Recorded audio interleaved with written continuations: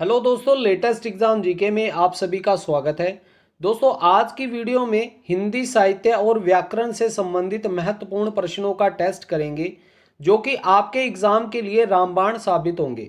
Video में जितने भी प्रश्न दिए गए हैं वे सभी सेलेक्टिव और वैल्यू के आधार पर चुने गए हैं, इसलिए वीडियो को अंत तक देखें और अपना टेस्ट कंप्लीट करें ताकि आपको एग्जाम में किसी भी प्रकार की आने वाली प्रॉब्लम फेस ना करनी पड़े।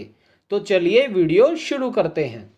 पहला प्रश्न है, कितने अक्षरों के समूह को गण कहते हैं? मोस्ट इंपॉर्टेंट क्वेश्चन है। विकल्प देखिए, 2 अक्षरों के समूह को, 3 अक्षरों के समूह को, 4 अक्षरों का समूह या फिर 5 अक्षरों का समूह। सही उत्तर चुने, क्या हो जाएगा? कितने अक्षरों के समूह को गण कहते हैं? तो यह 3 अक्षरों के समूह को गण कहते हैं। विकल्प बी सही उत्तर हो जाएगा। अगला प्रश्न देखिए, राधा बदन चंद सो सुंदर में कौन सा अलंकार है? मोस्ट इंपॉर्टेंट क्वेश्चन है। विकल्प देखिए, श्लेष, उपमा, उत्प्रेक्षा या फिर अनुप्रास। सही उत्तर चुने, क्या हो जाएगा? राधा बदन चंद सो सुंदर में कौन सा अलंकार है? तो यह उपमा अलंकार है। दोस्तों, अब हमें प्रॉब्लम आती है कि अलंकारों में हम कैसे पहचाने कि ये श्लेष अलंकार है, उपमा है, उत्प्रेक्षा या अनुप्रास। तो देखिए, जहां पर भी आपको सो, सा, सी ये दिख जाए वहां पर क्या हो जाएगा? उपमा अलंकार। ठीक है, आप ये चीज को ध्यान में रखिएगा। अगला प्रश्न देखिए, यमाता राज भान सलगा किसका सूत्र है? विकल्प देखिए, अलंकार, छंद, शब्द या फिर इनमें से कोई नहीं। सही उत्तर चुने, क्या हो जाएगा? यमाता राजभान सलगा किसका सूत्र है? तो यह किसका सूत्र है? छंद का सूत्र है। अगला प्रश्न देखिए, निम्नलिखित में से वर्णिक छंद कौन सा है? विकल्प देखिए, दोहा, सोरठा, सवेया या फिर रोला। सही उत्तर चुने, क्या हो जाएगा? निम्नलिखित में से कौन सा वर्णिक छंद है? तो यह सवेया है। विकल्प सी सही उत्तर हो जाएगा। अगला प्रश्न है, निम्नलिखित में से वर्णिक छंद कौन सा है? विकल्प देखिए, दोहा, सोरठा, सवेया या फिर रोला। सही उत्तर चुने, क्या हो जाएगा? निम्नलिखित में से कौन सा वर्णिक छंद है? तो इसका सही उत्तर क्या हो जाएगा? विकल्प नंबर सी सवेया छंद। अब आपने कमेंट बॉक्स में बताना है कि दोहा और सोरठा ये किस प्रकार के छंद हैं। क्या यह सममात्रिक छंद हैं? क्या यह अर्ध सम्मात्रिक छंद हैं या फिर ये वर्णिक छंद हैं? सही उत्तर आप कमेंट बॉक्स में अभी बताएं। अगला प्रश्न है, शीतल ज्वाला जलती है, ईंधन होता दरग जल का उपरोक्त में कौन सा अलंकार है? विकल्प देखिए, अनंत्य अनुप्रास, विरोधाभास अनुप्रास, छेका अनुप्रास या फिर लाटा अनुप्रास। सही उत्तर चुने, क्या हो जाएगा? शीतल ज्वाला जलती है, ईंधन होता दरग जल का। तो इसका सही उत्तर जाएगा विकल्प बी विरोधाभास अलंकार है। अब ये हमें पता कैसे चला? तो देखिए, शीतल ज्वाला जलती है परंतु उसके अंदर जो ईंधन का कार्य कर रहा है वो हमारे आंखों के आंसू कर रहे हैं या हमारे आंखों का जल उस ईंधन का काम कर रहा है। तो इसके अंदर क्या देखिए, विरोधाभास अपने आप में ही उत्पन्न हो रहा है, परंतु इन पंक्तियों में इस प्रकार का विरोधाभास होने के बाद भी विरोध का पता नहीं चल रहा है। अगला प्रश्न देखिए, चमेली की गायें बहुत काली है, वाक्य में काली शब्द है। विकल्प देखिए, विशेषण, सर्वनाम, संज्ञा या फिर क्रिया। सही उत्तर चुने, क्या हो जाएगा? चमेली की गायें बहुत काली है।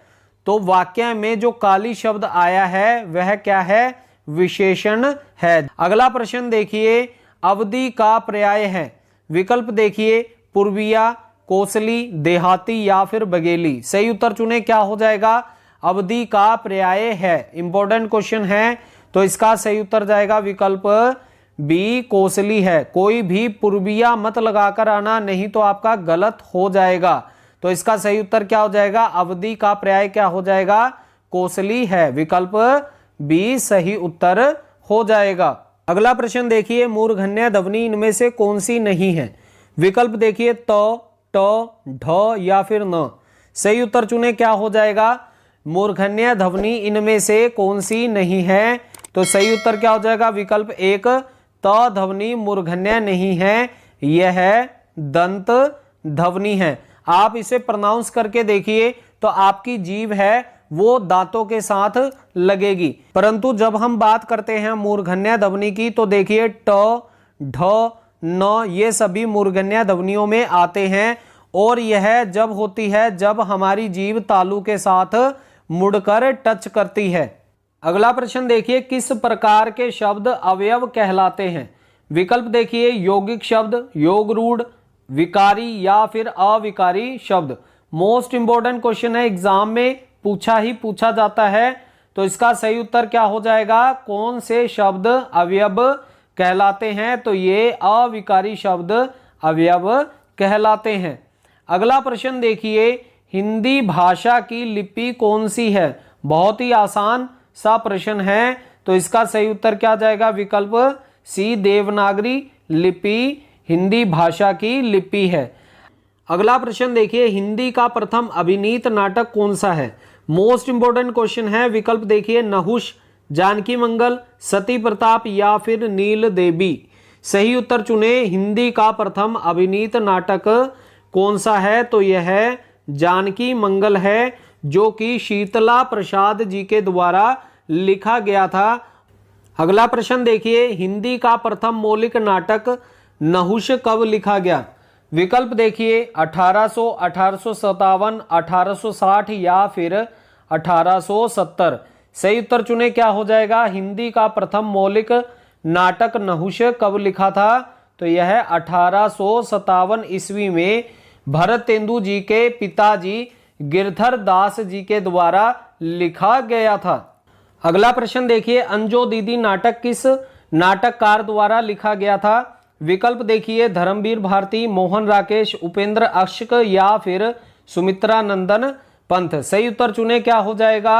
अंजो दीदी नाटक किस नाटककार द्वारा लिखा गया था? दोस्तों मोस्ट प्रोबेबली है एग्जाम में इस बार ये प्रश्न पूछा जाए, तो इसका सही उत्तर क्या हो जाएगा? विकल्प सी, उपेंद्र अश्क जी के द्वारा लिखा गया नाटक था। अगला प्रश्न देखिए, निराला की कौन सी रचना मार्क्सवाद से प्रेरित है? विकल्प देखिए, सरोज स्मृति, भिक्षुक, कुकुरमुत्ता या फिर नए पत्ते। सही उत्तर चुने, क्या हो जाएगा? निराला की कौन सी रचना मार्क्सवाद से प्रेरित है? तो यह कुकुरमुत्ता है। विकल्प सी सही उत्तर हो जाएगा। अगला प्रश्न देखिए, प्रयोगवाद के जन्मदाता कौन है? विकल्प देखिए, धर्मवीर भारती, जगदीश चंद्र माथुर, अज्ञेय या फिर गोरख पांडे। सही उत्तर चुने, क्या हो जाएगा? प्रयोगवाद के जन्मदाता कौन है? तो ये हैं अज्ञेय जी। इन्होंने 1943 ईस्वी में तार सप्तक से प्रयोगवाद की शुरुआत मानी है। अगला प्रश्न देखिए, ईला नाटक का कथानक किस से लिया गया है? विकल्प देखिए, प्रजातंत्र से, श्रीमद् भागवत से, विसल देव रासो से या फिर रामायण से। सही उत्तर चुने, क्या हो जाएगा? ईला नाटक का कथानक किस से लिया गया है? तो इसका सही उत्तर जाएगा विकल्प बी, श्रीमद् भागवत से लिया है। अब आपने कमेंट बॉक्स में बताना है कि बताएं ईला नाटक किसके द्वारा लिखा गया था। अगला प्रश्न देखिए, कोणार्क के रचयिता कौन है? मोस्ट इंपोर्टेंट क्वेश्चन है। विकल्प देखिए, जगदीश चंद्र माथुर, सुरेंद्र वर्मा, शुक्ल या फिर रामकुमार वर्मा। सही उत्तर चुने, क्या हो जाएगा? कोणार्क नाटक के रचयिता कौन है? तो सही उत्तर क्या हो जाएगा? विकल्प एक, जगदीश चंद्र माथुर। अगला प्रश्न देखिए, तार सप्तक में कवियों का वर्णन किया गया है। विकल्प देखिए, 5, 6, 7 या फिर 10। सही उत्तर चुने, क्या हो जाएगा?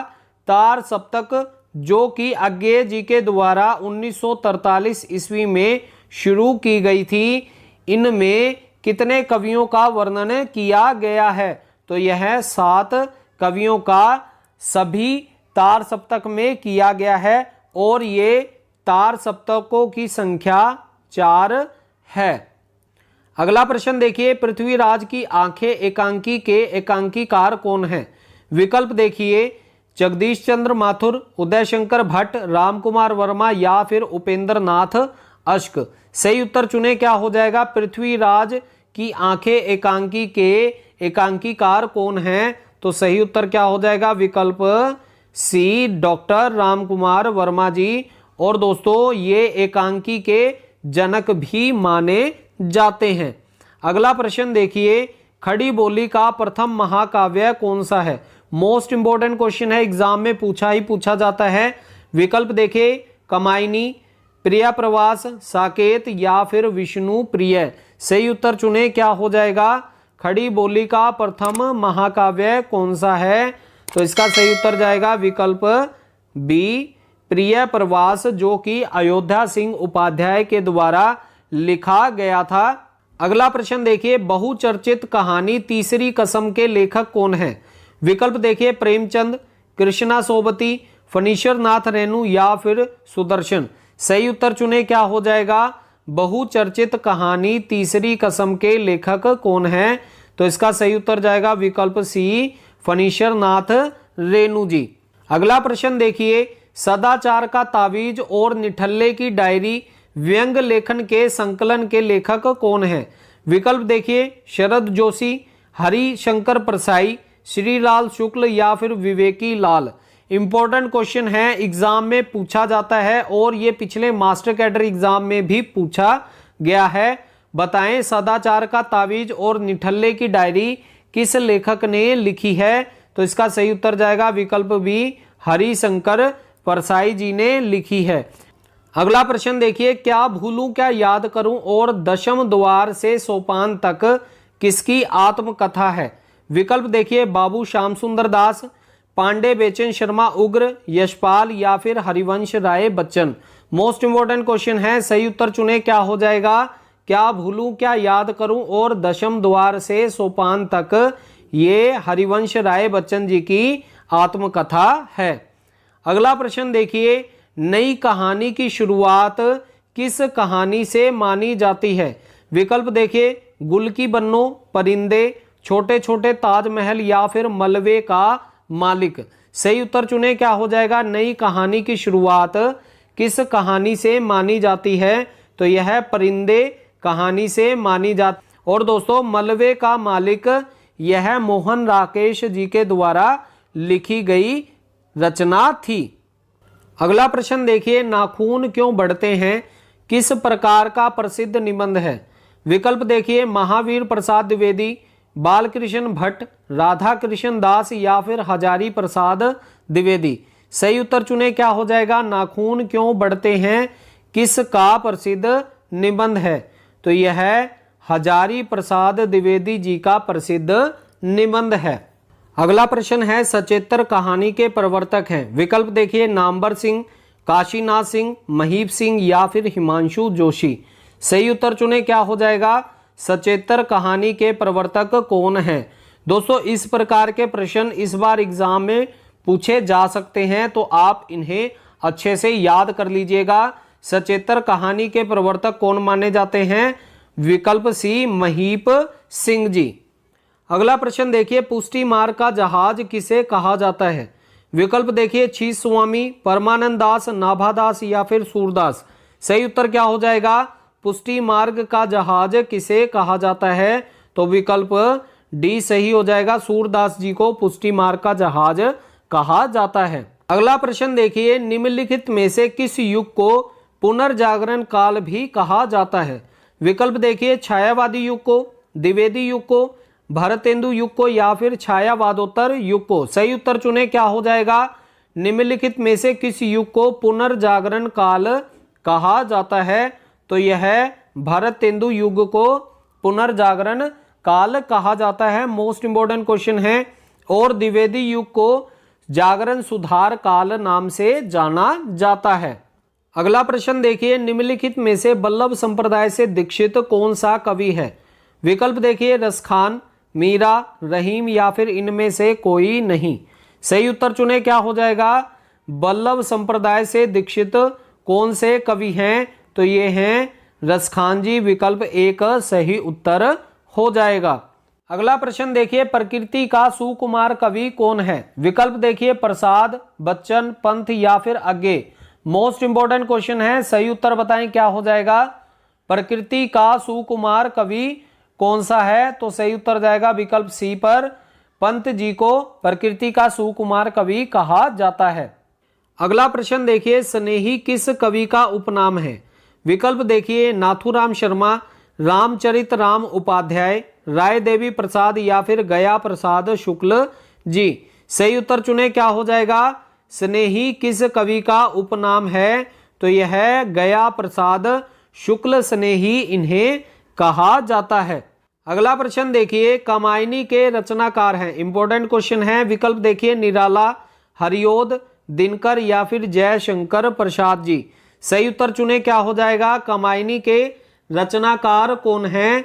तो इसका सही उत्तर जाएगा विकल्प डी, जयशंकर प्रसाद जी कामायनी के रचनाकार हैं। अगला प्रश्न देखिए, संकलन त्रय का संबंध है। विकल्प देखिए, गीति काव्य से, संस्मरण से, कहानी से या फिर नाटक से। मोस्ट इंपोर्टेंट क्वेश्चन है, एग्जाम में पूछा जाता है।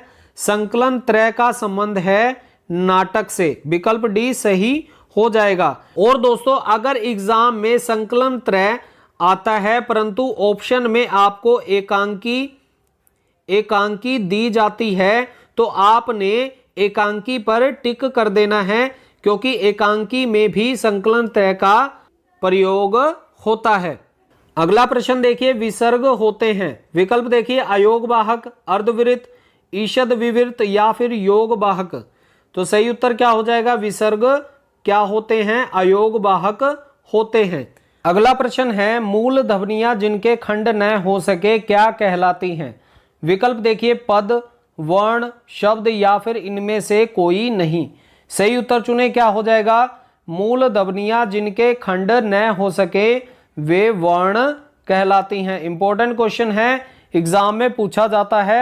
अगला प्रश्न देखिए, उत्तर प्रदेश सरकार ने देवनागरी लिपि सुधार समिति का गठन कब किया था? विकल्प देखिए, 1947 ईस्वी में, 1945, 1900 या फिर 1966 ईस्वी में। सही उत्तर चुने, क्या हो जाएगा? उत्तर प्रदेश सरकार ने देवनागरी लिपि सुधार समिति का गठन कब किया था? तो यह 1947 ईस्वी में डॉक्टर नागेंद्र की अध्यक्षता में किया था। अगला प्रश्न है, भक्ति, प्रेम आदि हृदय के प्राकृत भावों का उनकी अंत साधना में कोई स्थान न था। यह पंक्तियां किस इतिहासकार की हैं? विकल्प देखिए, गारसादा तासी, जॉर्ज गियर्सन, आचार्य हजारी प्रसाद द्विवेदी या फिर आचार्य रामचंद्र शुक्ल जी। सही उत्तर चुने, क्या हो जाएगा? भक्ति, प्रेम आदि हृदय के प्राकृत भावों का उनकी अंत साधना में कोई स्थान ना था।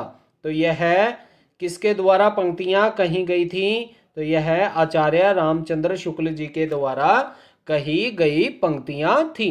अगला प्रश्न देखिए, ज्ञानाश्री शाखा के कवियों को क्या कहा जाता है? मोस्ट इंपोर्टेंट क्वेश्चन है। विकल्प देखिए, सूफी कवि, संत कवि, राम भक्त कवि या फिर कृष्ण भक्त कवि। सही उत्तर चुने, क्या हो जाएगा? ज्ञानाश्री शाखा के कवियों को क्या कहा जाता है?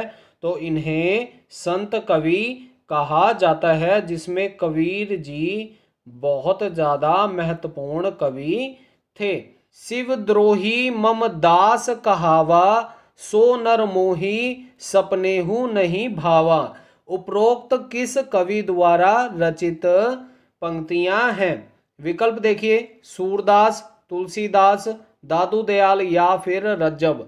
सही उत्तर चुने, क्या हो जाएगा? शिवद्रोही मम दास कहावा, सो नर मोही सपनेहु नहीं भावा। तो यह पंक्तियां तुलसीदास जी के द्वारा लिखी गई थी। मोस्ट इंपोर्टेंट है दोस्तों, अच्छे से याद कर लीजिएगा। अगला प्रश्न देखिए, कवितावली किस शैली में रची गई है? विकल्प देखिए, कवित सवेया, दोहा चौपाई, पद शैली या फिर दोहा शैली। सही उत्तर चुने। मोस्ट इंपोर्टेंट क्वेश्चन है, कवितावली किस शैली में रची गई थी? तो यह कवित सवेया शैली में रची गई थी और यह तुलसीदास जी की महत्वपूर्ण रचना है। अगला प्रश्न देखिए, बल्वाचार ने कितने प्रकार के भक्त जीव बताए हैं? विकल्प देखिए, 2, 4, 6 या फिर 8। सही उत्तर चुने, क्या हो जाएगा? बल्लवाचार्य जी ने कितने प्रकार के भक्त जीव बताए हैं? तो इन्होंने 4 प्रकार के भक्त जीव बताए हैं। अगला प्रश्न देखिए, मोस्ट इंपोर्टेंट क्वेश्चन है, अष्टछाप कवियों में सबसे ज्येष्ठ कौन है? विकल्प देखिए, सूरदास, कुंभनदास, छीस स्वामी या फिर गोविंद स्वामी। सही उत्तर चुने, क्या हो जाएगा? अष्टछाप कवियों में सबसे ज्येष्ठ कौन है? तो सबसे ज्येष्ठ कौन है? विकल्प बी, कुंभनदास जी सबसे ज्येष्ठ अष्टछाप के कवियों में आते हैं। दोस्तों, अष्टछाप के कवियों की एक ट्रिकी वीडियो चैनल पर अपलोड है, उसे आप जरूर देखिएगा, क्योंकि अष्टछाप के कवि एग्जाम में बार बार पूछे जाते हैं और उस वीडियो से आप 2 सेकंड में ही अष्टछाप के सभी कवियों को अच्छे से याद कर लोगे। मैं लिंक डिस्क्रिप्शन बॉक्स और आई बटन पर दे दूंगा, वहां से आप वीडियो देख सकते हैं। अगला प्रश्न देखिए, वीरेंद्र गिरधर दास बेताल विषय की दृष्टि से किस काल के कवि हैं? विकल्प देखिए, रीति मुक्त प्रबंधकार, रीति मुक्त श्रृंगारी कवि, रीति मुक्त सुक्तिकार या फिर रीति मुक्त भक्त कवि। सही उत्तर चुने, क्या हो जाएगा? वीरेंद्र गिरधर बेताल विषय की दृष्टि से किस काल के कवि हैं? तो ये रीति मुक्त सुक्तिकार काल के कवि हैं। तो दोस्तों, ये थे हिंदी साहित्य और व्याकरण से संबंधित महत्वपूर्ण प्रश्नों का टेस्ट। अगर आपको वीडियो अच्छी लगी तो प्लीज़ वीडियो को लाइक और शेयर जरूर करें और अपने कीमती सुझाव कमेंट बॉक्स में कमेंट कर जरूर बताएं और चैनल को सब्सक्राइब कर बेल आइकन को भी प्रेस कर दें ताकि आगे आने वाली सभी वीडियो के नोटिफिकेशन आप तक पहुंच सके। तो चलिए मिलते हैं अगली वीडियो में। जय हिंद।